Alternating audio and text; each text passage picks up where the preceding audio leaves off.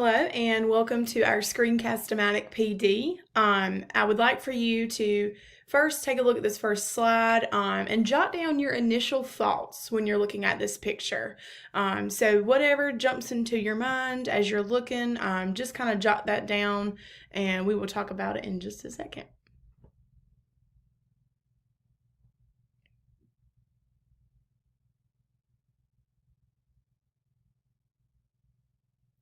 Thank you. And we will take about 10 seconds to share with your table mates.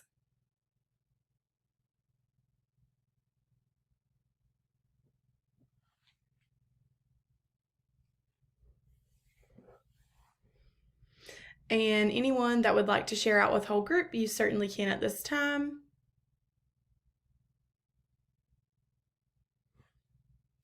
All right, great. Thanks for your great feedback. So let's talk about the learning outcomes of this professional development session. By the end of this, I would like for everyone here to be able to record themselves using Screencast-O-Matic, giving a response to a prompt that I give you. I would also like for everyone to be able to brainstorm at least 2 ways that they can use Screencast-O-Matic in their own classroom. So whatever projects or special activities that you do, how can you use this tool to get those things done? All right, so Screencast-O-Matic, what is it? What is the purpose of it? So Screencast-O-Matic is a digital tool that allows you to record yourself for your students to record themselves and then to save the recording online. You can use just your screen to record. You can use the webcam and screen at the same time so the students or whoever you're presenting to can see you as well as your screen. Or you can just use the webcam feature, which allows the audience to see you only. So this can be used by both teachers and students. So even your kids can use it for turning in their work or special assignments. And there are a few different ways that you can save your recordings. You can save it on your Screencast-O-Matic account if you choose to create one. You can save your video on YouTube, on your YouTube account. And we all have one of those through Duplin County Schools. I don't know if you guys knew that. Or you can just save it to your computer and you'll have that on your computer. So next, why should we use Screencast-O-Matic? So as you all know, for the next school year, we're going to have built-in digital learning days. And of course, I'm sure those are going to fall, during times when we need to be giving direct instruction, giving mini lessons, those kinds of things. So Screencast-O-Matic is a great way for us to still give content, even though we're not physically with the students. So I really plan to use Screencast-O-Matic on those digital days because I know I'm going to be right in the middle of something and I'm going to need to teach a mini lesson or I'm going to need to review a mini lesson that I've already done. So Screencast-O-Matic is going to allow me to do that thing, to review that thing and stay on track in my classroom. I won't have to come up with something kind of off the wall for the kids to do. I can stick to my schedule. Screencast-O-Matic also will help us to simplify some of the things that we already do. So we're already using Google Classroom and some of us are using Canvas, and we want to be able to get that digital content out and we want it to be good and we want it to be up to our standards, but sometimes it's really hard to find stuff like that online and really tailor it to fit our students. So instead of us searching for hours and hours and hours, things that we're going to share with our kids, things that we feel like are up to par, we can record our own videos and the kids can watch it and we know we're getting that rich instruction that they need, and it's really going to be tailored to our specific students because we created it. Another thing, research has shown that students feel that the recordings help them learn. They're able to go back and they're able to rewatch. If they're not fully grasping a concept, they can simply review the video until they do. So even as a tool to help with in-class instruction, we can give a mini lesson on something and still record maybe like an enrichment mini lesson or a further review. And so they've got the mini lesson in person, but then they're going to go back and get that enrichment or that review online, and they can watch it as many times as they need it. So that's a really cool function with Screencast-O-Matic. And another piece of research has shown that the 4 Ps are really good for students using digital tools. The first is place. That means that students can pick wherever they want to learn. They have the flexibility to choose the location, the place that works best for them. Some kids may like going to a library. Some kids may like, chilling in their room while they're watching videos. Every person has, their own place that they feel the most comfortable doing things like that. The second P is pace. So students can choose the time that they do their lessons. So it's really tailored to fit their schedule. A lot of our kids have responsibilities at home. They're taking care of younger siblings and helping them do the things that they need to do. So the pace is going to allow them to go their own pace, to really do those lessons, watch those videos when they can. The third P is peace, and that's when students can choose the time in which their learning happens, a moment that they're at peace, a moment that's quiet and most appropriate for learning.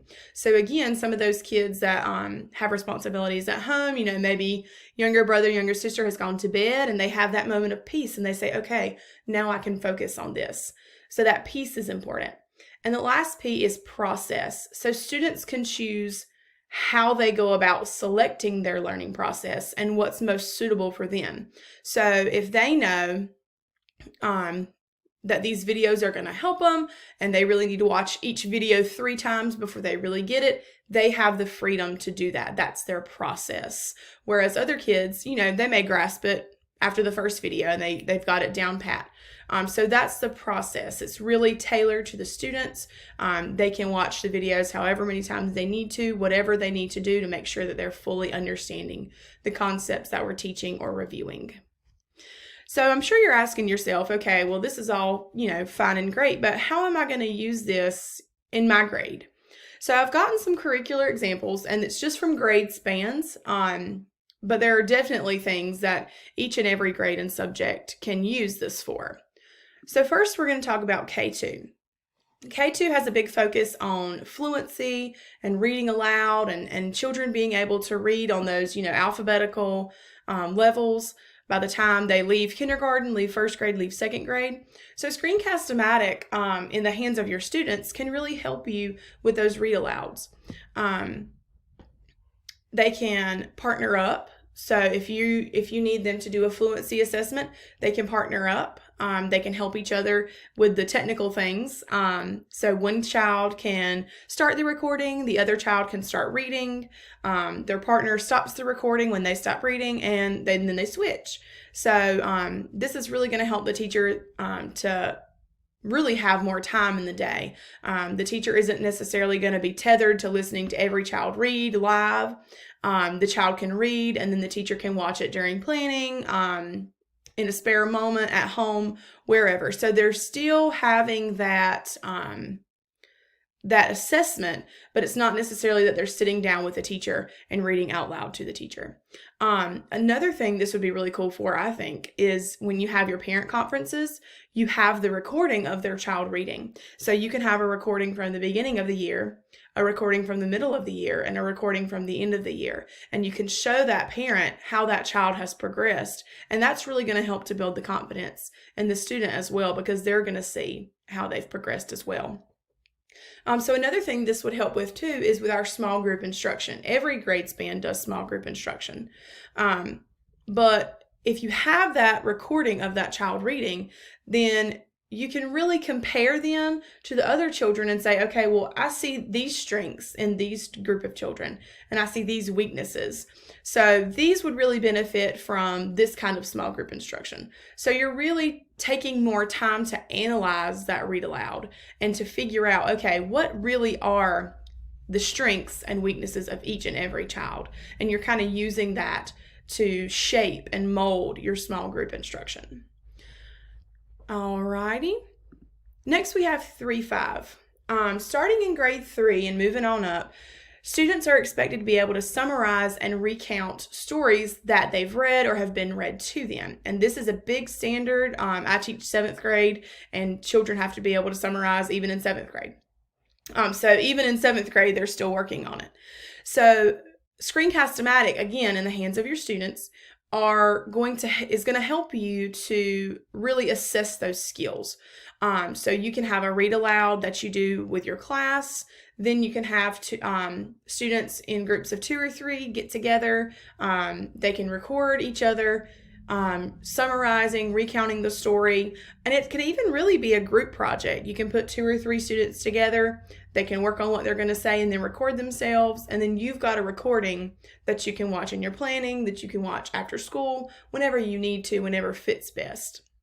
And again, this too can be used as an assessment tool for both your whole group instruction and your small group instruction. So even in those small groups, if you have a skill that you're working on with them and you want to have a recording that you can watch later, maybe it's a super busy day with all the crazy things that we have going on at our school.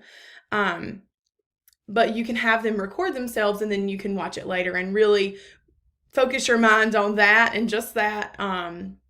And that will help you to fully assess those strengths and weaknesses, just like in K2. All right, so for the next minute, we're going to take a brain break because I've given you a lot of information all at one time. So let's just take a minute, talk to your table mates about anything. It doesn't have to be this PD session. It doesn't have to be school, whatever you would like. So just take a second and talk to your table mates.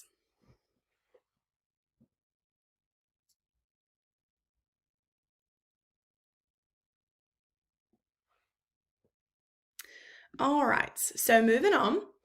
Now we're getting to our 6th through 8th grade span. And I think that these kids will probably have the most freedom with it in terms of the tool being in the student's hands. Middle schoolers are tech savvy. They really know what they're doing when it comes to technology. So the first example that I thought of was the 8th grade poetry read. A lot of you know that we were not able to have the poetry read in person this year because of COVID-19, and Miss Terry Smith had her students record themselves, and then she inserted it into a PowerPoint, which is great. That's a great way to do it. But Screencast-O-Matic could have been used, and those kids could have displayed their poem just like I'm displaying my PowerPoint, and they could have recorded themselves just like I'm recording myself and sent that to Miss Terry Smith. She could have uploaded the whole video, and it would have been a lot simpler on her end. Another activity that we can use Screencast-O-Matic with is the 6th grade red carpet event. They weren't able to give their presentations to their parents in the really fun and neat way that they do this year also. And they recorded themselves. I'm not sure what platform they used, but they definitely could have used Screencast-O-Matic and had their they could have used a presentation of some sort or just used the webcam feature, either one, and then showed the videos to their parents, or even posted them in Class Dojo or on Google Classroom as a way for parents to see the things that they're doing. So there are lots of different ways that Screencast-O-Matic can be used. I personally used it during our digital instruction this year to continue my read alouds. I felt so bad because we got out of school when I was right in the middle of reading a really good book to my kids, and I was like, oh man, they have to be able to finish this book. They are going to want to finish this book. They were all pretty invested in it. So I found Screencast-O-Matic. I had used it in graduate school before, and I was like, this is the perfect way for us to finish our book and maybe even read another one. So I would record a chapter at the time, and I would post it on my Google Classroom, and I would really get into the reading just like I would in the classroom. And I think a lot of the kids enjoyed being able to finish the book. And when we finished that book, I gave them 2 choices. I said that we could read The Chronicles of Narnia, The Lion, the Witch, and the Wardrobe, or we could read The Giver. Well, of course, we had a tie. Half and half wanted to read each book. So it worked out great because I could. So again, I was able to really cater to those children's wants. Half one of the Chronicles of Narnia, half one of the Giver. So I was able to use Screencast-O-Matic to record myself reading both, and then they could watch the one that they wanted to read. So it really worked out great for the digital learning. So I know you're asking yourself, how do I go about creating a Screencast-O-Matic? So here is the website, screencast-o-matic.com. I'm going to share this presentation out later, and you'll have, this is a direct link to the website. So when you get there, it'll look like this. You'll see the login or sign up. It's free. You do not have to create an account to create a video though. So what I do is I come down here to this blue button that says start recording for free, and I click that, and it takes you to this screen. So the screen will change. It looks very similar, but the buttons will be different. So you'll see here launch free recorder. You can also pay to have an account with Screencast-O-Matic, and it opens more options for you. Your videos can be longer. You have more tools in your videos. So far, I've only used the free version. That seems to work out pretty well for what I use it for. So I don't see the need in paying for it if I don't really need to use it. I may get to that point eventually. I'm not sure.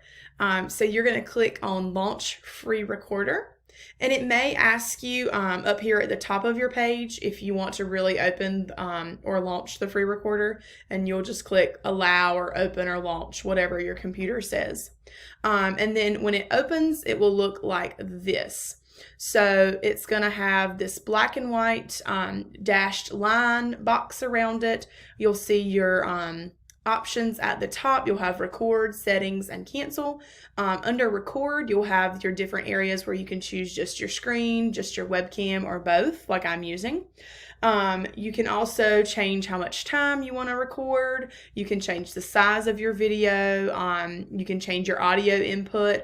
If you just want to use your laptop, you can. If you have a special microphone that you like to use, you can do that too. So then you are going to actually start your video. So once you have your content ready, you're going to click record. It will count down from 3 to kind of give you a time to get yourself together. So it'll count down from 3 and it'll say go. And once it says go, your timer here will start, and you just start with whatever information you want to present or whatever book you're reading. Then when you're done, you have everything you want to say down, you click record again, and that stops the recording. So the play button right beside the record button will allow you to listen to your recording, make sure that you said the things that you wanted to say, make sure that your audio and your video are working properly, that the children are going to be able to hear you or see you if they need to. If you don't want to watch the whole thing, you just kind of want to check through it randomly, you can use this fast forward or rewind button. That's a really great tool to use. If you know that you messed up and you just want to go ahead and get rid of the recording, you can hit the trash can button. That's going to delete it, and it will ask you whether or not you want to really delete it, so you can confirm that if you press it accidentally. And then this last button is done. When you press done, this little box will pop up and it'll say, okay, what's next? What do you want to do with this recording now that you're done with it? So you can save it and you can upload it. You can quick share it, which means that you can have one click and you can upload it, go ahead and copy and paste it to wherever you want. And then you can edit the video. So if you like the recording, but there's like this one little part in the middle that you want to get rid of, then you can edit that the video. You can cut it out. You can zoom in on a place that you want to zoom in, add text to your video, all those things. Typically what I do is I save and upload. That just seems to be the easiest, quickest way to go about doing that. I'm going to move this up so you can see it. So then once you've clicked save and upload, it'll ask where you want to save it to. And this screen will pop up kind of in a different browser because it's like that video. So you can save it as a video file to your computer. You can save to Screencast-O-Matic if you have an account, or you can save to YouTube. Typically what I do is I save to YouTube because that YouTube account is tethered to my employment at Duplin County Schools. So I know that there's really no point in me saving it as a video file on my computer because eventually, this computer could crash. We may get a new computer. So I don't want to have to worry with going back in and saving all my videos later. You can save with Screencast-O-Matic. I just chose not to, just as a personal thing. I know that YouTube account will always be there as long as I'm employed with Duplin County Schools. So I always just upload to YouTube, and then I can directly share that link to the video with my students. I can post it in my Google Classroom. I can post it on Canvas, wherever I want to post it, and it's a direct link. They don't need any kind of sign-in. They don't need anything but a device and internet to watch it. So that's typically what I do. So does anybody have any questions as of right now?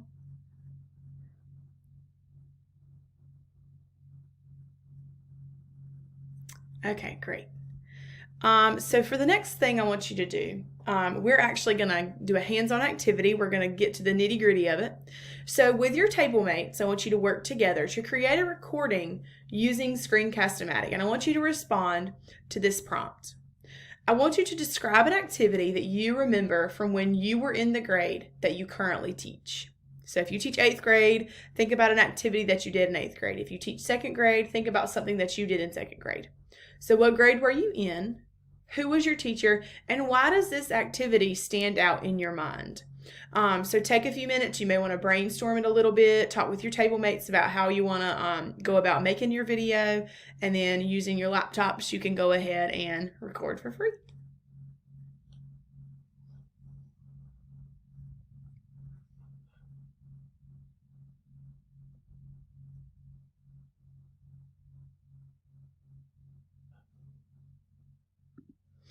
All right, great. I heard some great conversation about the things that you did when you were in the grade that you taught and why that thing stood out to you. So I'm really excited.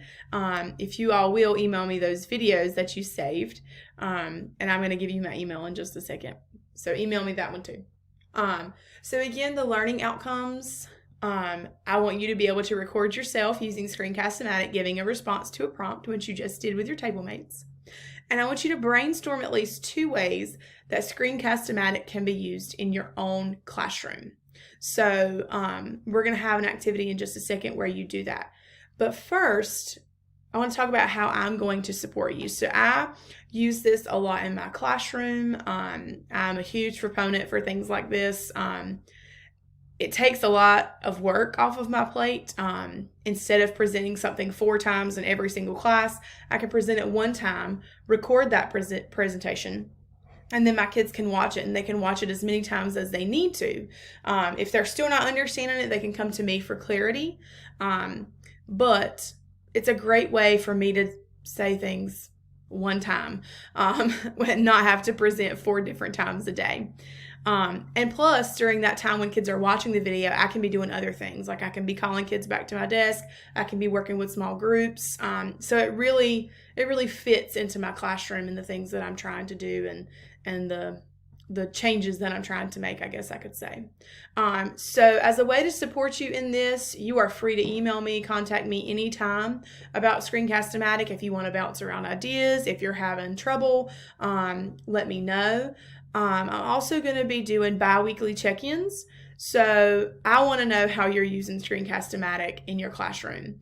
Are the kids using it? Are you using it? Are you using it for math, science? What are you doing? How are you doing it? Because the more we share, the more people can use it and the more people are going to be comfortable using it. And that's what we want. We want people to be able to use these tools, to have these tools in their toolbox, and really engage students in this digital format of instruction. All right, so for your exit ticket, I want you to create, save, and email a Screencast-O-Matic recording answering the following questions, and there's my email, so I want you to email both to me. For the group work, only one person has to email that to me. Whoever recorded it on their laptop, please email that to me as well. So in this video, I want everybody to make their own. I want you to describe at least 2 ways that you can use Screencast-O-Matic in your own classroom. Maybe you're thinking of some ideas that you have, like, oh, I teach this unit on weather, and I could really use Screencast-O-Matic during that unit. Or maybe I'm teaching this, the Pythagorean theorem, and I want to make a short video that's like a mini lesson for how to teach that. So brainstorm at least 2 ways that you can use this in your own classroom. Next, list one thing that I can do to improve when I'm presenting information. I want some honest feedback. Tell me how I could improve my presentation. And then 3, describe one thing that you still wonder about in regards to Screencast-O-Matic. So maybe you're a little confused on something. Maybe you're not sure logistically how you're going to work it in. So tell me about one thing that you are still wondering about, and shoot that to me in an email.